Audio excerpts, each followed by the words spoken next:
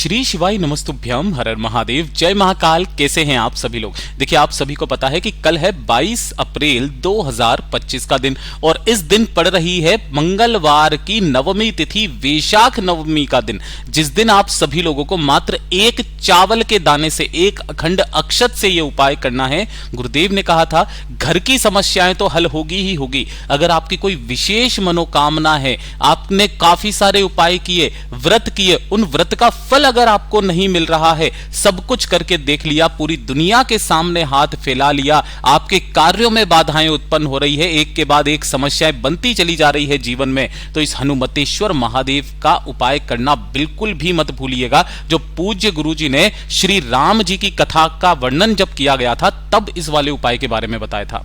गुरुदेव की कथा से सुन करके और समझ करके इस पूरे उपाय को बहुत आसान भाषा में आप सभी लोगों को बताऊंगा, परंतु उससे पहले आप सभी से बस एक छोटी सी प्रार्थना है कि जो लोग पहली बार आए हैं, चैनल को सब्सक्राइब जरूर कीजिएगा और वीडियो को लाइक करके देवादिदेव महादेव का कोई सा भी प्यारा नाम कमेंट बॉक्स में लिखना मत भूलिएगा। इस पूरे वीडियो में हम 3 महा उपायों के बारे में बात करेंगे, जो कि आपको इस मंगलवार के दिन करने हैं, तो ध्यान से सुनना है और समझने की कोशिश करना है।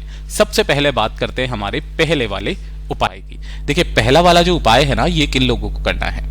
गुरुदेव ने कहा कि जब भी आप महादेव के मंदिर में जाते हो, है ना, तब आप क्या मांगते हो? धन मांगते हो, पैसा मांगते हो, नौकरी मांगते हो, कुछ भी संतान प्राप्ति मांगते हो। क्या आपने कभी भी महादेव का साथ मांगा है? ये गुरुदेव ने कहा था कि जब भी आप महादेव के मंदिर में जाओ तो चौखट पर ही खड़े होकर के महादेव का साथ मांग लेना, उसके बाद आपको कुछ भी मांगने की जरूरत नहीं। और जब दुर्भाग्य आपका साथ नहीं छोड़ रहा हो, है ना, बहुत बुरा भाग्य आपका बिल्कुल विपरीत चल रहा है, जो काम करने की सोचते हो वो काम होता ही नहीं है, पैसा कमाने निकले पैसा नहीं कमा पा रहे हो, कभी कभी कोई एक्सीडेंट हो गया, कभी कोई कष्ट आ रहा है, कभी कोई बीमारी आ रही है, बहुत सारी समस्याएं आपके जीवन में एक के बाद एक चलती चली जा रही है। एक छोटा सा काम मंगलवार के दिन करना। गुरुदेव ने कहा था कि एक बेलपत्र लेना है जो कहीं से भी खंडित कटा फिटा ना हो, इसका ध्यान रखना।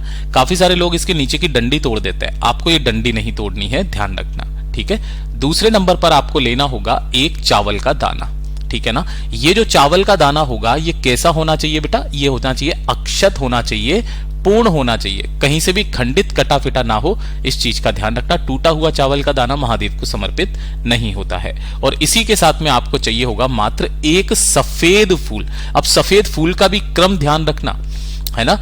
एक फूल और होता है सफेद, जो होता है केतकी का, और काफी जगह पर मिलता है। इसे भूल करके भी महादेव पर समर्पित नहीं किया जाता है, वरना 1000 गौ हत्या का पाप लगता है। तो किसी ने पूछा भी था कि भैया केतकी का फूल होता कैसा है, बता दीजिए। तो ये इस तरीके का जो फूल होता है ना, ये होता है केतकी का फूल, जो महादेव पर समर्पित नहीं होता है, क्योंकि इन्होंने एक बार झूठ बोल दिया था तभी से। तो आपको क्या करना है, इसके अलावा जो सफेद फूल मिल जाए ना, वो ले लेना, जो भी मिल जाए, चाहे सदाफूली का ले लो, चाहे कनेर का सफेद फूल ले लो, पीला भी होता है सफेद भी होता है, ये वाला ले सकते हो। तो ये तीनों चीजें आपको लेनी है और एक लोटा शुद्ध जल लेना है अपने घर का तांबे के कलश में। बहुत सुंदर सा उपाय है। इन सभी को लेकर आपको भोलेनाथ के मंदिर में जाना है, शिवलिंग के पास में। कब जाना है?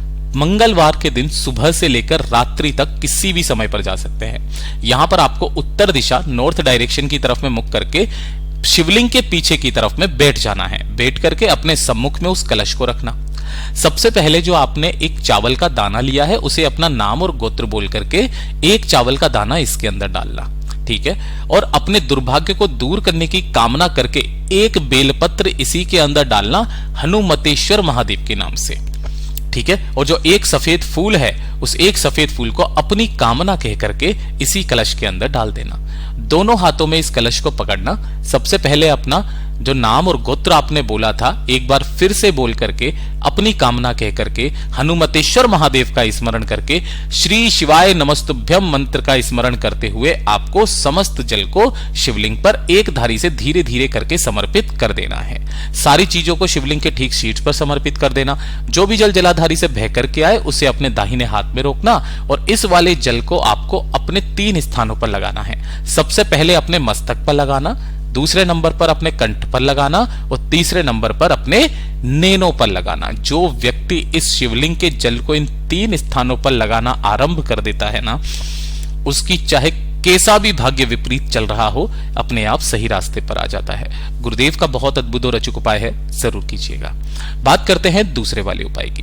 दूसरा वाला उपाय ये सबसे ज्यादा खास होगा किन लोगों के लिए जो धन नहीं कमा पा रहे हैं, जिनके पास पैसा आ ही नहीं रहा है, घर के खर्चे इतने ज्यादा है कि पैसा बिल्कुल बचता ही नहीं है, कई बार तो कर्ज लेने की नौबत आ चुकी है, या फिर कोई लोन लिया हुआ है चुकता नहीं हो रहा है, कोई दुकान है, कोई व्यापार है, कोई फैक्ट्री है नहीं अच्छे से चल रही है, जिसकी वजह से घर में धन की आवक रुक सी गई है।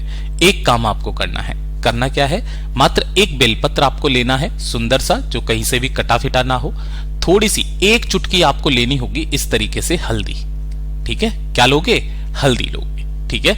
और तीसरे नंबर पर आपको लेना होगा, मात्र एक बूंद लेनी है आपको शहद की। यह जो शहद होता है, गुरुदेव ने इसका भी रीजन बताया था कि ये जो शहद है ये आपके जीवन में धन नहीं आने के जो भी कारण है उनका काट करता है, ठीक है। और एक लोटा शुद्ध जल लेना अपने घर का तांबे के कलश में, और इसे लेकर किसी भी समय पर पहुंच जाना भोलेनाथ के मंदिर में शिवलिंग के पास।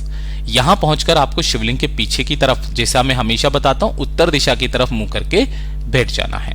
अब यहां पर उपाय करने का जो तरीका है ना, वो थोड़ा सा बदल जाता है। गुरुदेव ने क्या कहा, गुरुदेव ने कहा कि सबसे पहले आपको करना क्या है, जो हल्दी है उस हल्दी की 7 बिंदी आपको माता अशोक सुंदरी के स्थान पर लगानी है ना। किस तरीके से लगाओगे, ध्यान से सुनना, कुछ इस तरीके से 7 बिंदियां आपको कुछ इस तरीके से माता अशोक सुंदरी के स्थान पर अपने जीवन में जो भी धन की समस्याएं आ रही है उसकी कामना करते हुए लगा देनी है।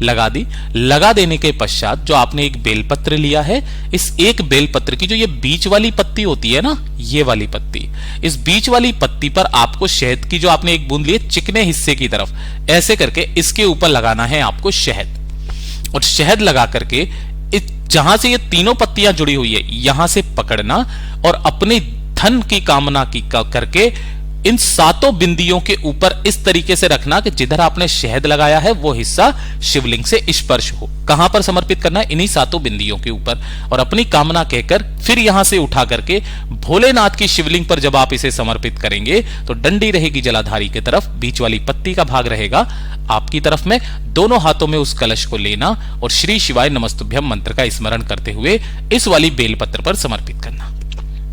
समर्पित करके जो भी जल नीचे गिर के आए उस जल को आपको इसी कलश के अंदर रोकना है, बाबा से निवेदन और कामना करके इस जल को लेकर अपने घर पर जाना है, और घर पर जाने के पश्चात इस जल को अपनी चौखट पर, जाते ही घर की चौखट पर, उसके बाद घर के कोने कोने में इस जल को छींटना है, अपने व्यापार स्थल पर भी छींटना आरंभ कर दीजिए, आपके घर में धन की आवक होना स्टार्ट हो जाएगी। पूज्य गुरु जी का बहुत अद्भुत और अचूक उपाय है, जरूर कीजिएगा।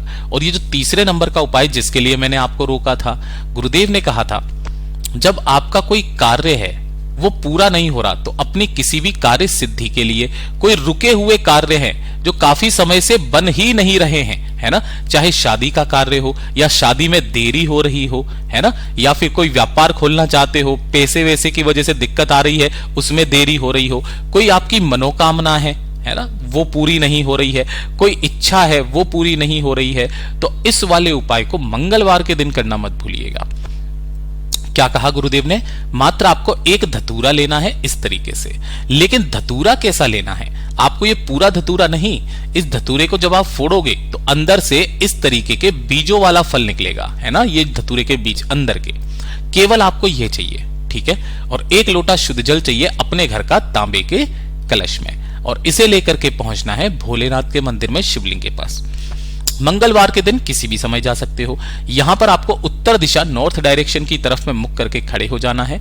सबसे पहले एक लोटा शुद्ध जल भोलेनाथ की शिवलिंग पर समर्पित करना, श्री शिवाय नमस्तुभ्यम मंत्र का स्मरण करते हुए एक धारी से धीरे धीरे करके जो भी जल जलाधारी से बहकर आए उसे अपने दोनों हाथों में रोकना और अपने नैनों पर लगा लेना। उसके बाद में जो आपके पास में धतूरे के बीजों का जो फल है उसे लेकर अपना नाम और गोत्र बोल करके महादेव की शिवलिंग के ठीक शीर्ष पर आपको समर्पित करके और अपनी कामना, अपने हृदय की बात डायरेक्ट महादेव से कहकर ढोक देकर के जो व्यक्ति सिर्फ मंगलवार के दिन धतूरे के बीजों को शिवलिंग पर समर्पित कर देगा उसकी समस्त कामनाएं पूरी होगी, उसके रुके हुए कार्य फिर से चलने लगेंगे, चाहे किसी भी कार्य में देरी क्यों ना हो रही हो, चाहे कोर्ट का केस का काम हो या शादी ब्याह का कार्य हो, व्यापार का कार्य हो, नौकरी का हो, वो सारे कार्य चल पड़ेंगे। गुरुदेव के ये सभी उपाय बहुत ही ज्यादा खास और अद्भुत है, जरूर कीजिएगा। वीडियो पसंद आए तो लाइक जरूर करना, चैनल को सब्सक्राइब जरूर कीजिएगा।